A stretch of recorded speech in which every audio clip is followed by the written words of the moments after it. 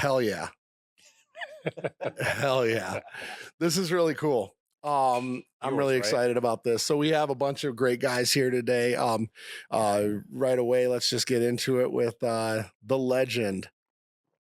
Oh, how is it? How's the Celsius? I'm not going to talk about it. They're not paying me, so.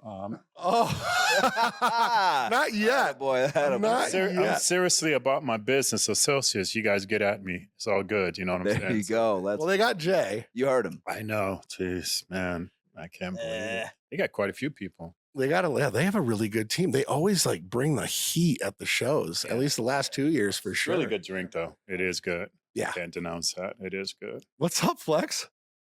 Nothing. What's going on, Jay? Dude, Good to see you again. It's been a while. It's been like a month. A month? Since I've seen you. No, the Arnold. Oh, the Arnold. The Arnold. I wasn't. It seems like forever, though. I was so drugged out on my opiates, man. I was just happy to be there. We were happy to see you. We were. So how was the dentist thing? How did that work out? What do you think? It looks great. Can I seriously, can I ask how much it cost? Yeah. I mean, because everybody, no, like I don't want to say, like, I don't want to blow nobody up, but like when I was in Dubai, like a lot of the athletes were there. They're like, no, we do, I do. I'm like, are you kidding me? I'm the only one who don't, so Well, you don't I didn't need even it. know. You don't I need don't it. know about that. You got a good looking When I look at yours, I mean, geez, dude. I'll let you take a guess. 20. 45? Yep. Nailed it. Nailed it. All, so Every tooth. oh, everyone. Every tooth. So what did they skin it down? They shave them down. And put a cap on? Yeah. Underneath these teeth, I look like the dude from the Goonies. It's scary. It's scary. So how long does it last? Forever. Really? Yeah. Really? I mean, Cavities and stuff like that? no cavities, no staining, no discoloring. Really? Wow. I could not brush my teeth again for the rest of my life. And I noticed like people have different degrees of white or not. Is it? Yeah. Wow, I didn't know we were like getting some racist on this, Flex. Holy. Yeah. Wow. Yeah. This degree of white.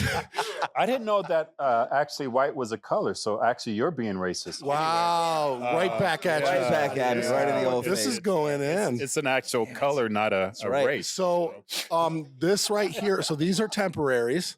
Oh, really? Yep, these are temporary. So these are actually like a composite. And then so a lot of these are connected. They're like 4 different parts. Okay. And then what's going to happen is right now my porcelain ones are all the individual teeth are being formed and Made and everything. And yeah, and then you can select your shade. And a lot of people don't go with the whitest that you can. Yeah, because it looks so phony. I went with the whitest. Yeah, I went with phony. Oh yeah. It doesn't. I can't tell though. I don't. Well, maybe no, it's this isn't. Yeah, those are like those are these very this color too because they're composite. So like, and I've been smoking cigars. You know what I mean? So like, they're probably not perfectly white. I think they still look good, but. That's how he smiles now. They're so white. Yeah. Oh, I smile all the time now. I smile with my fucked up grill, and now I smile so much more, and I just love it. It's like, you guys, like we always talk about investing in yourself, right? Yeah, of course. And it's like, so often, like my appearance, obviously all of our appearance, we take our appearance very serious, but when you look at somebody in the face, like right away, you notice their teeth. Of course. Right? First thing. Yeah. And a lot of times, so women typically look first at your shoes, right? And then I would imagine they look at your smile. I would think so. I don't know this to be a fact. Greg, you got any input on this? You know about women. My wife now, that's one of the first things she looked at. That's a prereq for most women. Yeah. You can have a dad bod and a lot of other things, but if you got a messed up grill, you're not getting a dime piece. And that's it. So many guys are, they're walking around with fucked up grills. It's true though. Like think about it as a guy though, right? Like, but you walk up to a girl anywhere, right? But like, could you imagine having to like? I would be so insecure as like that person's significant other to like have them open their mouth and it's just destroyed in there. Like that's like the first thing I notice every single time I look at anybody. Yeah, man, woman, anyone. Like I got to look at you. If I can't look at you and take you seriously because your grill is so fucked up. Like you got to hit the dentist, man. I don't think it's not possible as a person's talking to you. It's just human nature, and it's not It's not a status thing or anything like that, but it's just normal as you're looking, you're talking or having a conversation, your eyes are all over that person's face. Right. And their facial expression. So obviously, if there's any blemish where they're like, there's a scar, we keep looking at it. Even myself, I try not to, because I know that person knows what I'm looking at, right? So I try to like continuously look at everything or look right above them where it looks like I'm looking at them. Right. But it's such a, as I was saying, it's such a normal thing. So I like feel weird that I don't have, the grill like, you guys do, because all my buddies do. And I didn't know that they did. I just thought like, damn, your teeth are really white. And I'm like, no, they're, I got them done. So I'm like, what about you? I'm like, what, all you guys? It seems But I noticed like some of the people, their teeth are like too big for their mouth. And it's so obvious. It looked like a freaking got them chiclets, boy. horse or Yeah. Yeah, well, it'd be like the same as like BBLs and like, and so it's your choice. yeah, you'd want to go to a doctor that wants to do something that will, Aesthetic with your mouth. aesthetically pleasing and actually looks right. Right. I mean, like Natural. if like when chicks go and get their boobs done, like a lot of like the good doctors will be like, I want something proportionate. Yeah. Yeah. I want something that looks, somewhat natural. I mean, we like most women still want to look bolted on. Yeah. Bolted. Right. But on. Wow. that's Is how it they is talk. that Oh, a, yeah. That's a how they medical talk. term. Yeah. Well, it's not a medical term. It's a medical term. It's in the Okay. book. Yeah. It's about It says it right Guys, there. I'm sorry. Bolted on. You guys would think I know all this. I'm so like lame. Everybody's like, damn, I thought Flex was up on it. No, back in the 90s, I was up on it. Now bolted on wasn't a term back. That's all right. it meant a whole different thing. Oh. You just gotta wing it. Just wing it really well, and you'll be okay. You'll be all right. You'll be fine. That's fucking funny. Bolted on. So what made you want to do it? Did you feel insecure? Was it just a thing you wanted to So do? so you know me. I'm a really confident dude, Yeah, of course you are. but I've like worked on everything about myself that this is like the one thing One that last was thing. like, let me get my smile right. I've lost the weight. I built a decent physique, and I'm never happy with my physique like any of us are. Yeah. Right. But then it was like, okay, well, I really, really, I smile a lot when I talk. I'm a happy dude. Scotty, you like when do you actually see me mad or upset? Like Oh, even when I'm like shit, maybe frustrated, twice in my whole life. Like I'm a happy dude. Oh yeah, he does. He's always smiling, even when he's upset, because then he Justin, gets like that shitty, unhappy smile. So I'm it's just gonna always a say, smile. Justin, I mean, living your lifestyle, who wouldn't be happy? I mean, I would be smiling at F all the time, wouldn't you? I mean, yeah. But I'm just saying. But dude, the other like- side of that is though, Flex, like the reality is there though, is like, but that's why we do what we do, right? Like that's why we get up every day and we fucking grind our asses off and we want to continue to be better so we can do this shit right here. So we can live this life. So we can, show people it's possible. Like I only had to lose like 30 grand at the tables to get this room comped. It's not a big deal. Easy. It's a write-off. Yeah. It was bad. Justin, we got to build him back up so far this trip because I watched him burn through about 2,500 in about 5 minutes last night. So. Well, you texted me last night. You were 75 up. What happened? I was. Yeah, I'm still 5. Yeah. But I was smart last night while being really stupid at the same time. You ever been that way? Smart and stupid all I think all the time. Yeah. All the time. It's a great bet, but it just didn't work out. I just can't. Well, what sucks is I did Scotty a favor. I got up. And then the minute I got up, he got all my cards. Oh, I did, yeah. So the whole table shifted, right? And so I started getting all his cards. And Is that true? It can be. Yeah. Yeah. My rule of thumb is if anybody ever gets up to the right of me, I typically Really? I bail. Yeah. See, that's what I love about playing cards because cards to a certain extent you can control a little bit, especially if like the table knows how to play right and everybody can hit right properly down the line, then the hands can be really good. But you can also blow it by the opposite of having somebody that doesn't know how to hit properly. So if somebody's a lame like myself, they ruin the whole table. Ruin the whole fucking. That's why I like never gamble on a cruise ship. I burned through 11K in like a half hour.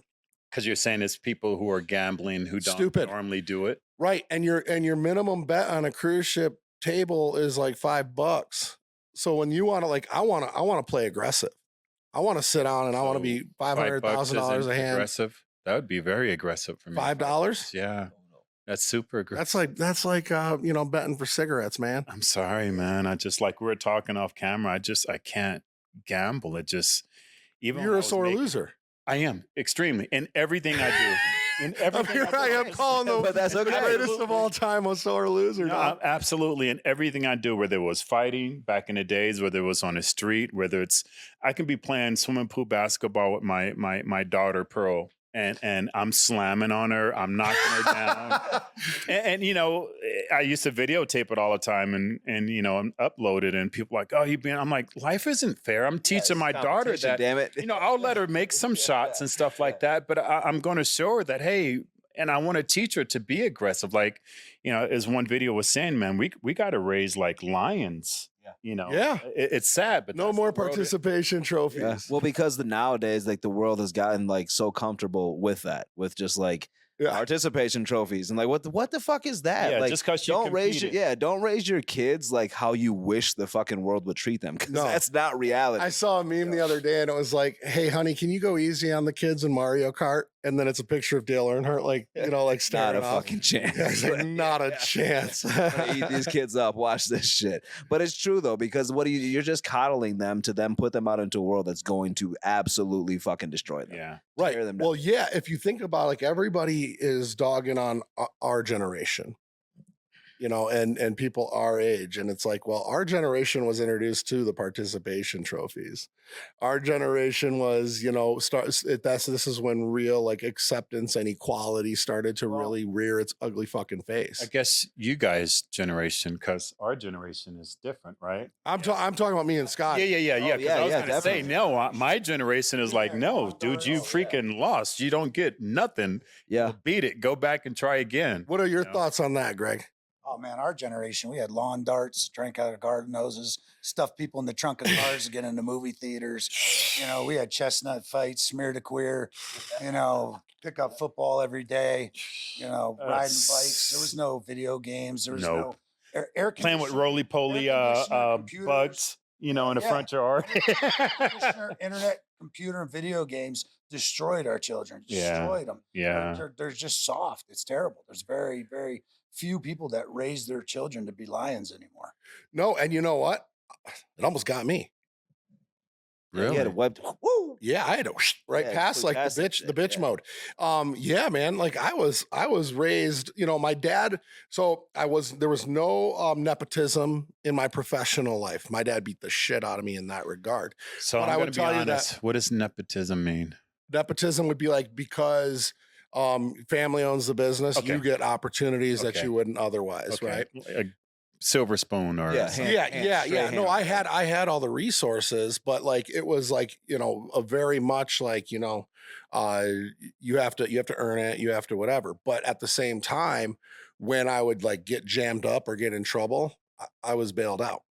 I noticed you holding that Celsius like really proper, and like the camera is catching it really good there. What's going on? This episode of Wolves Only Podcast, powered by JWX, is brought to you by Celsius. Listen, guys, you need to be Where's that sponsorship? We need that sponsorship. What's going on here? Hey. I'm just saying. I see the way you hold it. I was like, You know, This speaking of episode Dale brought to you Earnhardt, by- hey. speaking of Dale Earnhardt. Well, yeah, Celsius pays me fucking nothing. I know. You see, I put my M&M box down. I'm like, man. Get that out of there. Get that out of here. But you know, it's interesting you say that. I'm not going to get it right, but there's a saying, you know, hard times create tough men. You know, tough men create easy times. Mhm. Easy time create weak men. Weak men create hard times. Hard time again create tough men. So it's like one guy was saying, you know, his grandfather was saying, hey, listen, you know, I walked 40 miles to get to work. My dad walked 10. You know, my son's in a Cadillac. My grandson will be in a Ferrari. My great grandson will be walking again. And over and over. And I really feel that way because like my life was super hard. Like I'll even get emotional. It was super hard as a kid. But I made my kid's life super easy. And because I didn't know the proper ways to love them. Like when I would come home from traveling, I would give them like, you know, they were 5, 6 years old. I'd come home from traveling. I'd give them $100 bill. Of course, they didn't know what a $100 bill was, but I just knew, you know, for myself, like eating was just a task or wearing proper clothes. So in my ignorance, it was my way of loving them. Right. And as you know, they got older. I remember when I got sick and had to have my kidney transplant. You know, we just lost everything: the mansion, all the cars, everything. And I remember, like all my cars, you know, like back in the '90s, right? All my cars had TVs everywhere, headrests, sun visors, all that crap. You know, excursion with like 20 cameras everywhere, sound system. And when I had to get rid of everything and file bankruptcy at that time, because I was getting ready to have my kidney transplant, I remember I had to buy a Mustang. You know, it was like an old Mustang. You know, it was a convertible. So I thought, okay, at least it's a convertible, but my pride was like, wow, Flex Wheeler's driving this old beat up Mustang after everything he's achieved. And the worst part about it was like my kids, they were fighting in the back seat, you know, Darius and Nia, like, he's touching me, or where's the camera? Where's the TV at? I'm like, oh my God, I spoiled my kids, you know? Yeah. So now, you know, I created easy times for them because they've never had to fight. They never had to be hungry. They never had to struggle. I've always supported them. So it's like, we worry about that saying, but honestly, like for me, that doesn't really equate, because if it was easy times for me because my parent made it, I would go out and like just crush it out of love for them. And there's, you know, what they've been through to provide that lifestyle. So it's just interesting. This generation, not yours, but this next generation almost feel like entitled. Yeah. These great things that we do as parents, they feel like, oh, you're supposed to because you're my parent. No. I don't have to do that. I do that out of love. So it's really interesting. What's you guys' input on, and that even goes, you know, with JW Fit. You know, that's why I think, you know, the program is so successful, because we have so many people now who are just so disillusional. You know, they see us walking around like, oh, you know, you hear those comments, oh, I could look like that if I was your age, or, you know, if I took this. I'm like, no, you couldn't. Yeah, no, you couldn't. No, you have no idea what it actually takes to get, not only to get to that level, but sustain it long term, continue to do those same things.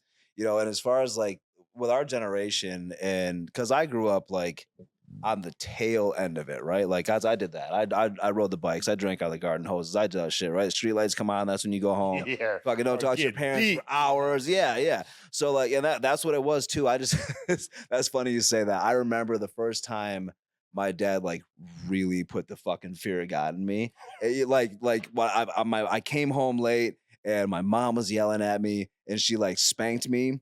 And I like smiled at her and like kind of laughed. And then I heard that fucking thing, wait till your dad gets home. And you know me, this young ass naive kid, like, oh, yeah, right. Okay, whatever. My dad walked through the fucking door. He didn't say a goddamn word. All I heard was his belt coming off. And I'm like, what the fuck is going on? Ha, this is funny.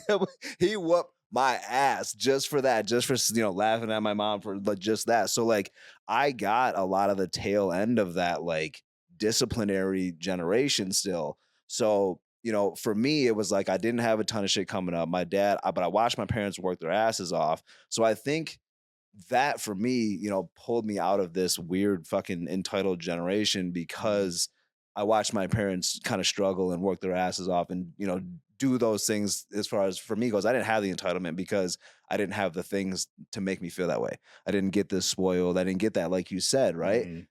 But I found myself when I started getting successful doing those same things that you did, right? Mm-hmm. Like with my kids, and I started to do that, and I had to pull myself back a little bit. Mm-hmm. And I had to kind of remember, I got to find that balance, because we always try to, just like you, exactly what you're talking about, we want to provide our children with what we needed, thinking it's what they need. Yeah. When really it's so far the opposite. Yeah. And we fuck that up as parents because of that, right? We get in our own goddamn way. Yeah. So it's that's what I was saying when I said it just got me, because I would have been a recipe for entitlement. Wow. Right. I would have been a recipe for, like, anybody else in my situation would have been the affluenza, right? Oh, yeah. Like, and for some reason, my dad did a really good job of like making me earn it. Mm. You know, but it's because your dad earned it. Oh yeah. My like, dad came from nothing. Self-made instead of like you were born into it, but he. No, I wasn't. You weren't. Yeah. No, I wasn't. Okay. No. When I was a kid, we were poor. Oh, poor. So I remember. I remember like up until like 5 years old, my dad used to say, "Don't answer the door for the paper boy. We cannot afford him." Damn. Wow. And it was like, you're talking to papers like what, like 50 cents. Cheap. Like, it was it was bad. crazy. It was bad. cheap back then, man. It was really bad. And then like things started to happen. And he started to take a lot of risks. Mm. And then he took one big risk, moved my family out to Portland, Maine, and failed. Initially failed, and kept going back and kept going back. Back then, you know, he didn't have the resources to buy car dealerships. That wasn't his. You know, his parents were factory workers. Mm. My grandpa was a forklift driver at General Motors his entire life. Mm. All alcoholics. I didn't know that. I didn't know that, Jay. So do you feel that that's what made you successful, because you're willing to take gambles and risks? Yeah, well, yeah, because it was like always like with him, he was like, I earned this. Mm. You know, like I think a lot of times like generational wealth, it's like that's where like that entitlement comes from. Is it's like, this is my family's money. No. This is Todd Wenzel's money. Mm. This is, you know what I mean? This isn't entitled to my brother, me, whatever, like not at all. And it was made very clear. Mm. And I think, you know, that's where I failed. And that's where I start realizing, I start saying like, wow, you know, it got to the point where I like, go clean your room. I'm like, well, and they would say, what are you going to give me for it? I'm like, I'll give you $5. I'm like, $5? I'm like, wow, I really, really effed up. But I remember this incredible meeting. I can't say, you know, who the people were, but the young man, you know, was telling us about his dad, and his dad was a billionaire. And he said, as I grew up, my dad was very great at letting me know, listen, you might have a better lifestyle than everybody else. I'm rich, you're poor. Right. Remember that. That was basically how And it drove this kid to the point where here he is sitting in this meeting, and he's an 800-pound gorilla millionaire. And he's telling me about that. I'm like, wow. So it's, you know, to be honest, it's almost like when you're raised poor, you value and put value on things that don't have a value. There's no doubt about it. I will tell you this, the one, like the biggest blessing that I got out of my circumstance was that chip on my shoulder and that competitive edge. I felt like I had to be a millionaire because I had to like live up to his standards. Right. Yeah, and it was carry it further. Right. And it was like my life, I could have taken over the businesses. I could have, you know, worked my way up to being in that. And I had it structured, right, where it could have happened very easily. Mm. But I was never happy doing that. So like, to me, it was like, I have to become a millionaire because it's what I believe that I'm destined to be, right? Assuming a millionaire not underneath his tutelage. You want to be a millionaire, a self-made. I want to be self-made. Wow. God damn it. I wanted to be fucking made. I did not want to be a trust fund kid. I did not want to be any of that shit. I didn't care about that. I wanted to become a millionaire on my own, doing my own fucking business and my own thing. And I think, and it's cool. I think that's cool because you fell into that again there because of what your dad did, right? Mm-hmm. And not you like look past all of that shit because you were able to see we struggled. Like, yeah, I watched my dad do this. So it's not like just like you said, it's not like you want to be the millionaire because you're a Wenzel. You have to be the millionaire now because you're like, I watched my dad do this shit. I'm going to do the same fucking thing. Right. You know what I mean? Like if he can do it, I can do it. I'm not going to carry the family name on or their family money on just by being born. Right. Right. Like actually fucking creating your own fucking income. And I stayed in California. I went to California temporarily. That was supposed to be just for rehab. That was it. Mm. And I stayed there and I started my life fucking all over again. And I knew nobody. And I lived in a little place that I met a guy who moved to Thailand, said I could take over his rent for a little bit. Guys, when I started JWX, I was living in this tiny little beach house, grinding every single day, 15 hours a day, tiny little beach house. Then he said he wasn't coming back from Thailand. He said, you can take over the place.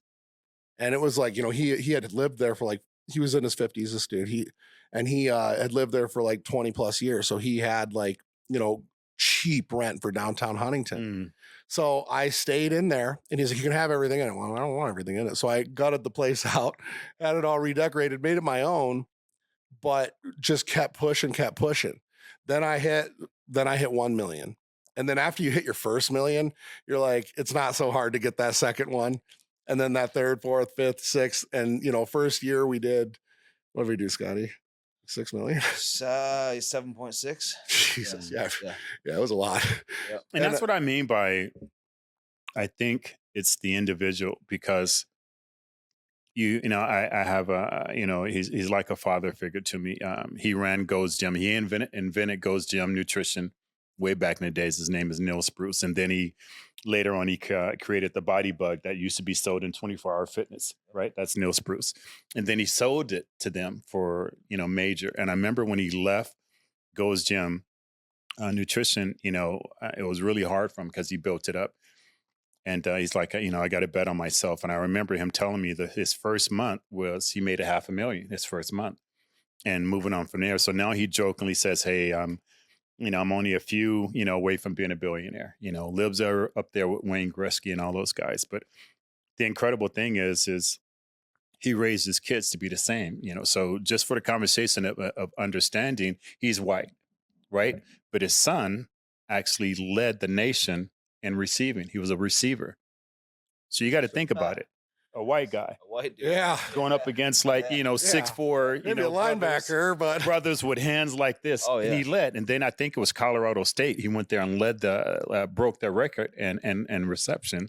And then went on to play for the Rams for a while. His other son and his younger son, won Abu Dhabi, I don't know how many times in jiu-jitsu. So here you have kids like yourself that just went out and grind, right? And then you have other kids, same scenario, right? Drug addicts want to shag their pants, want to live drugs and everything like that. So I think it's the individual that makes that decision. And it's not the lifestyle. So it doesn't matter if you come from being, heinously poor like me. I just knew I didn't want to live like this. I don't want to be a drug dealer.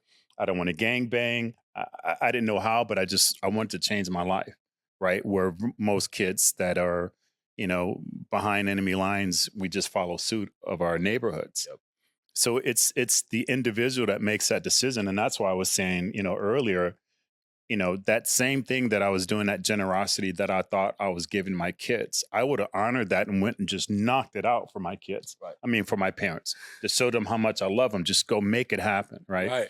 Where it's that child's, decision. And as parents, we're just a supporting cast after a certain while. I mean, you can't force them to do this. You can't force them to do that. So we're actually just a supporting cast moving forward.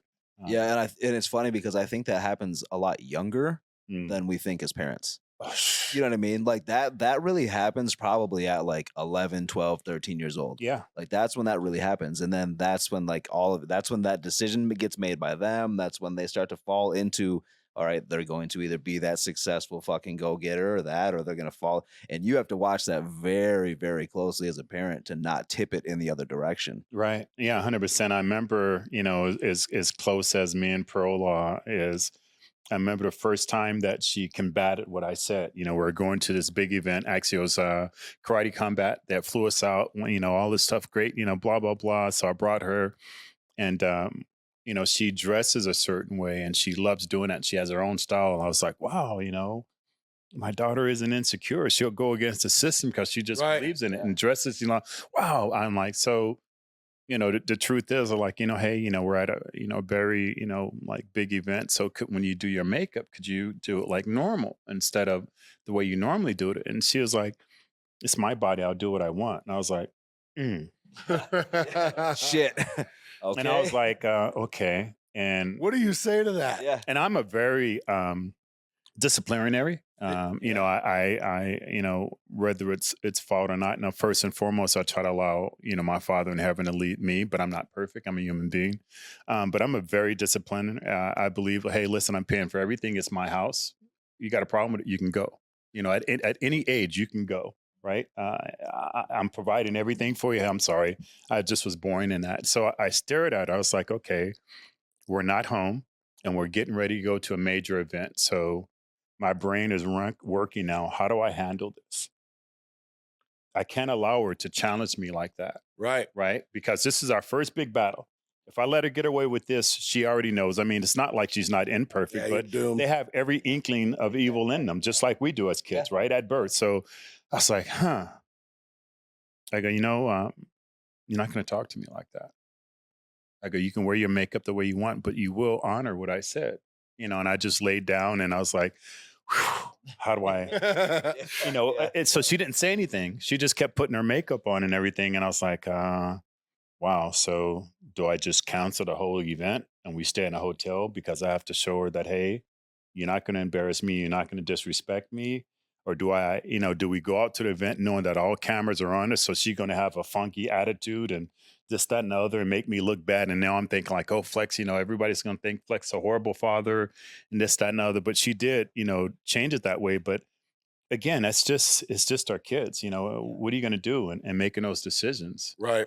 And that's a tough spot to be in too, because like, just like you said, because I'm a lot like that. I'm like on both sides of it because of the way I grew up, right? So like I'm very much a lot like I pay the bills, this is that, I want the respect, yes and Yeah. that. But the hard part is if you're too on that side of it, right? Then you Yeah. ruin the relationship Yeah. in the other way. Yeah. Right. So Yeah. now they're spiteful and they wanna argue. Exactly. So it's like you want to tip the scale in the direction of my dad believes in me, my dad loves me for who I am, this and that, right? But where's that line? Yeah. Because that line is there, and I think it gets crossed very often where like kids don't even fucking know who they are because their parents just let them fucking go Yeah. so far past that line without putting their foot down to some degree to kind of pull them back into reality. And it's not completely their fault. They're just kids. They Right. don't know. Their job is to push. Right. Right. Our job is to say you only can push this far. Right. And that's what I was trying to do as I was rationalized, because my normal thought would be like, no, you're not. You're going to blah, blah, blah. And this is how we're going to handle Yeah. this, or else, Yeah. we can make it happen. How you want to do it. That was my first initial thought. And even, as an alpha male, I had to tell myself, monitor your reactions. She's your daughter. She's not your adversary. She's talking like one to you. Right. But I had to look at it and remind myself, this is my child, this is my daughter, because my first is engage with her, and engage more aggressive than she came at you. So it's trying to win that battle and use proper words and stuff like that. So how do we massage them to do what we want instead of saying, you're going to do what I want, which you're actually pushing them away from you. Right. Yeah. So it's that balance, And it's a hard fucking balance. It's a very hard balance. And I think the most honest we can be is you're never gonna get it right. No. You're never gonna fucking get it right. No. You can try as much as you want. All you can do is do what you think is best, in that moment, and make the right decision, or try to, and just fucking hope to God you don't fuck it up and burn every bridge on the way down. And even more so, I know, like for me, I was always sorry. I was always super angry at my parents for their lack of doing this or lack of doing that, like just beyond angry. And I was talking to my brother, who's a little older than me, and he was like, we're talking about the age of our parents. And he's like, did you know how old mom was? Did you know how old dad was? Dad was 4 years old with already 3 kids, and you were on the way. And I was like, damn it. Interesting. Here I am. I'm judging them based on them being mature adults as I am, not understanding that they weren't. They were kids back then. And, it's just, it's interesting. But, we love our kids. And the thing about it is we want them to be respectful adults. So my whole thing in getting into this, Justin, is it's interesting that your dad actually caused you to be more successful, because a lot of us parents who done something, it's like us trying to figure out, how do we not crush our kids? Right. By not living under our shadow. I know that's a big problem. I think that was initially wasn't the lesson that I was learning. He said it. Right. Yeah. That wasn't the lesson I was learning until I got sober. So can I ask you, because I know you talked about it. We talked about it on different podcasts, and I heard, but I don't know your full story. Whatever caused you to even like go towards that lifestyle. So it was kind of like, how I grew up was, a family that drank, we partied, and stuff like that. But it was always like very social, it was constantly social, consistently social. But then I went away to college and, definitely started getting heavy with that. But I kept having like run-ins that were like, whether they were short-lived or long-lived, run-ins with different drugs. Whether it was, Norcos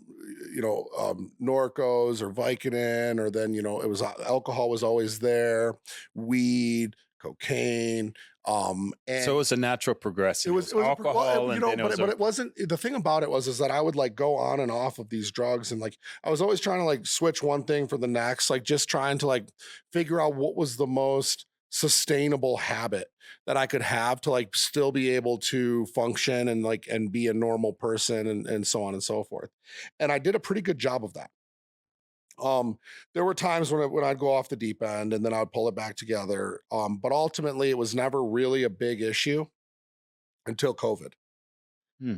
And the very beginning of COVID, I completely lost my mind. Really? So was Yeah, yeah. that soon ago? Yeah, I yeah, mean, yeah. that wasn't a long time ago. Yeah. We're So talking I'm about 3, about 4 years. yeah. So almost just about 5 years no alcohol. And going on 3 years completely sober. Really? Yep. So and I'm sorry, it's just really interesting to me. I know, like most people will get involved in that. What were you searching for? What were you looking for? Especially It now wasn't being even so clean. much. It wasn't even so much of what it was. It was just what I was hiding from. And that was Like relationship trauma. from your parents. No, no, no, So no. your actual personal I had a relationships. wonderful relationship with my family. My dad and I are very close. We've always been very close. You know, like I said, he was strict. He was had very high expectations of me. That's what parents do. But it was like, you know, as like I could party as long as I could get my shit done. You know, even like Okay. young, you know, I was allowed to like drink. He didn't care. I smoked weed, things like that, as long as I got my shit done. As far as like in adulthood, relationship like with significant others. You know, Okay. it really started with the mother of my son, Mm, you know, on again, off again, you know, infidelity, things like that, both ways. mhm. And then it was my ex-wife, again, infidelity, both ways. And then it went into a relationship that I was very invested in, but And it broke you. the trust wasn't there either way. And there was just a lot like of things that the codependency was super high. There was no time between one relationship and the next to be able to heal.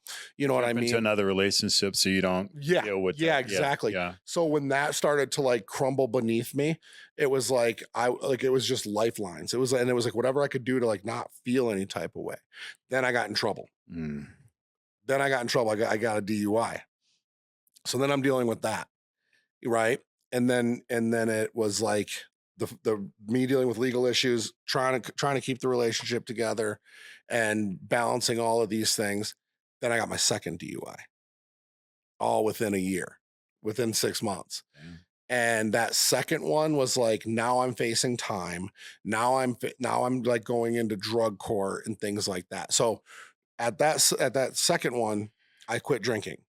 Right. And then it was like, as I was like getting drug tested and like having to like blow in a machine all the time and stuff like that, it was like, what drugs can I do that will not be detected? Wow. And I found those drugs that I could do without being detected, and I would go off on them. I mean, we're talking like crazy amounts of money I was spending on these drugs. Mostly, You're financially successful already, so yeah, you yeah. had enough money to kill yourself Oh yeah, 2 times yeah, over. yeah, yeah. And then it was like, you know, then I was in. So now I'm in drug court. So now like, you know, and the driver's license is taken away, and I'm expected to be in my office at working, but then I'm also expected to randomly show up to a judge, you know, that I had to go see and piss in a cup and like meet with. And then it was like every morning call in, every morning call in. And meanwhile, I'm dealing with, you know, separating and like trying to like sort out certain things with my ex. And it just like, it drove me absolutely mad. And it wasn't the circumstances, it was me. Yeah, of course. It Your was me. decisions, It yeah. was, yeah, it was me not being able to handle it. So I was a fucking Yeah. pussy, Yeah. and I resorted to the substance to numb me out. So then it turned into suicide. And when it turned into suicide and you know, a couple trips to the psych ward, then it was like, okay, I need help. I need real help. And that's when it was like, okay, I'm gonna go get the help that I need. Moved to Huntington Beach, never went back. All spawning from a relationship, and that's just so terrifying as a parent, right? And we've seen it with our friends. You've been through it. Yeah. You can do everything right with your kids, right? And they meet, you know, whoever The they wrong fall in love person. with, and just ruin them, you know. And as a parent, you know, I'm watching, you know, my kids, you know, go through relationships, and it's like, wow, you can just see how it just affects them either in a positive or a negative way. Right. Yeah. Yeah. I have friends, that are in these relationships all the time. They would just won't leave because of rent. Right? Yeah. Like, where am I supposed to go? Move back. They'd rather be miserable and Yeah. just destroy every fucking emotion they have with their significant other, or shouldn't even be their significant other anymore. Right. Just burn everything and just give up. Just fucking give up. It's like, gotta learn the difference. Between walk away. Or like you're willing to burn it to the ground, and then when you realize it's over, you do everything you can. Or you're destructive like me. It's okay if it burns to the ground as long as I'm the one who's burning it, right? It's like that. Yeah. That's how destructive I am. It's like that saying piss and turpentine on a brush fire. And we say that so candidly, but you have to actually think, my private is out and I'm pissing a flame on you. Hence, that flame is going to crawl up my urine stream and burn me too. But I'm still I'm okay as long as I'm causing me pissing. pain. I don't care if I destroy myself as long as I'm calling. That's how whacked out my brain. Yeah, and I would get. I guess it got to the point of that of self-sabotage where it was like just like at one point, that never resurfaced ever again. But at one point it was like 2 points. At 2 points. He was like, where it was like, if it was like, I will burn it down to the ground and I will take everybody with me. And man, like now looking back at it, you're like, you're a piece of shit when you're self-sabotaging. You're a piece of shit when you're in it for yourself at that level, and when you're trying to numb at that point. Like, you are a piece of shit. Like on another level too. Another level of piece of shit. Yeah. And I'm okay with that now. Yeah. But at the same time, it's like, man, that's the real lesson learned, is like, to get to that point of mental instability and unhappiness and unrest and disconnect and everything else, that you are willing to burn down somebody else's life. Yeah. Just because if you're going down, you're taking you got to take somebody with you. Yep. You got to think that, like, you got to think outside the box, or else you're going to just continuously be destructive. What I try to understand now, and as I was going through my transitional phase of trying to come out of that, I had to tell myself, that's somebody's daughter. Yeah. I had to humanize that female. That's somebody's daughter. And then I started playing these mind games with myself, saying like, okay, how would you like for your daughter to meet someone who she was powerless over? Yeah. Right? Maybe they're in a band, or she just, whatever it is, a boy band or whatever it is, a superstar, whatever, but she was just powerless over. And I started having these conversations with myself, and I would say, I need to resist in order to feel that there are men out there who can really resist, right? If I can't do it myself, how could I expect anybody else out there that's going to do it for my daughter and my son? So I started like really having those conversations with myself. And I remember it was a time at that point I had a limousine driver, and he would always question me, like, he was fascinated with my lifestyle. He just thought it was great. It's a young Black kid. And I was like, it's not really that great. He goes, no, that's what we do. We bang girls. And I was like, really? I'm like, okay. And that's cool. And he's like, yeah, that's cool. I'm like, and if you're married, he goes, oh, that's what, we're men. I'm like, huh. Yeah. So I was like, so it's okay that I bang your moms out then, right? And he turned around and looked at me. He goes, oh, you can't be personal. I go, but you got to. Yeah. Personal. Yeah. You got to look at it like that is somebody's mom. That's somebody's aunt. That's somebody's sister. But you know what we discussed the other day? And I feel like that conversation, which is funny, was more impactful to you than most people. Where it was like, remember our perception of people. Yeah. Mm-hmm. Right? Yeah. Most people are good people. Like, the vast majority of people are good people. Mm. And we think like, oh, because I'm some type of way and I surround myself with those type of way, everybody's that type of way. We put our clothes on other people. You notice that even like when I'm reading a text, I got to catch myself, because I'll read that text and what either I think I know their tone is, right? I hear their voice reading it to me.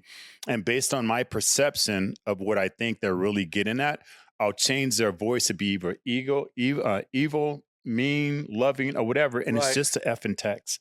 It's my perception. And based on my perception, I'll either get into combat with them or not before I even meet them. Right. I'm already thinking of different things I'm going to say, how I'm going to, verbally violate them, whatever. And then you get into that situation and you're like, wow, I built this all up in my head. And then Right. it just takes a tenth of a second to explode. And you're wondering, why did that person respond that way? Well, you already created the whole fight before you even met him. Right. Isn't that interesting? And it's our perception. You're right. It's We messed put our up. clothes on someone else, right? And we don't even know if it's true or not. This is good. This is a lot of fun, you guys. I don't know. It is. I think it's necessary. And like we said, we had, a few conversations. It's necessary, I think, for men to stand up and be honest, to help the new generation of men, our kids, be honest, because I grew up, in that era, don't be a punk, put your game face on, man up, you know what I mean? Men don't cry, all that crap. And I think through that disassociation, we have broken men like ourselves, whether it's drugs or women. We all have these vices. It can be drugs, it can be women, it can be lying or whatever. But these vices are we're continuously corrupting our new generation. So how do we stop that? Listen, if you guys like what you heard, make sure you subscribe, make sure you like and comment, help us get our message out there. If you want to work with our team, go ahead and click the link in the description below. Schedule a call with us. We'd love to get you on. We really appreciate you guys listening. And if you have any other questions, you can reach out to us on all forms of social media. Thank you so much.